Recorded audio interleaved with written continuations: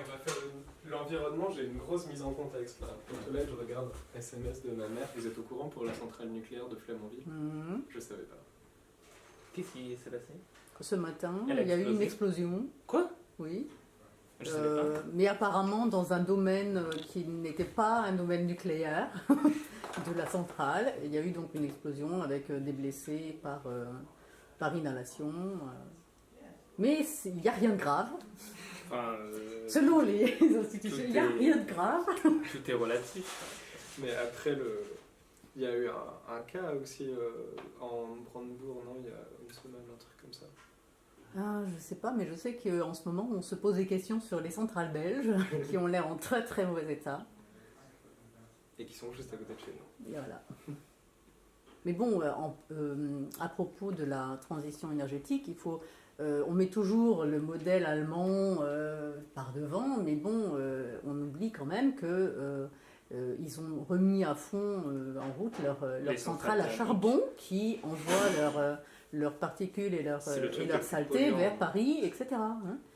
C'est le truc le plus polluant au monde et ils se disent oui, on est trop fort dans la transition énergétique, mais franchement... L'Allemagne a renoncé au nucléaire. Et pour le charbon. Voilà. Et a misé à fond sur le charbon. C'est débile. C'est franchement... Non, mais il y a des choses dont on n'entend pas parler. Par exemple, il y a des villages entiers qui disparaissent, des gens qu'on expulse de chez eux Oui, non, j'ai pour vu pouvoir exploiter le charbon qu'il y a sur leur terre. L'Allemagne, ça devient un gruyère, quoi. Il y a des trous partout. Quand tu vas dans l'ouest, notamment dans la Ruhr, c'est vraiment... tu as des villages entiers qui sont creusés et tu vois le paysage, c'est des gros trous, quoi. Il n'y a plus rien. Il y a des grands canyons qui se forment. Et à la place, ils mettent des lacs. C'est pour ça qu'il y a tellement de lacs en Allemagne, c'est parce qu'en fait, ça vient de la production du charbon, c'est pas naturel. Je sais même pas ça.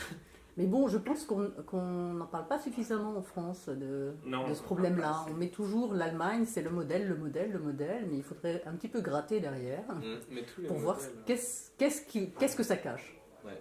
Ah, c'est pareil avec la Suède ou les modèles scandinaves, il y a aussi des choses terribles socialement. Oui, mais alors eux par contre l'énergie ils n'ont pas grand chose à se reprocher. La Suède ils ont des centrales nucléaires, mais ça commence à changer. Quant à la Norvège, ils sont à 75% hydroélectriques quand même. Bon, ils ont beaucoup de lacs, mais qui sont naturels. Ils ont beaucoup de montagnes surtout. C'est la montagne peu de population. Et peu de population. Mais quand même, voilà.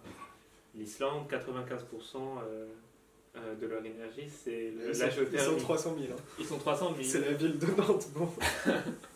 Mais bon, tout de même, tu vois, c'est possible.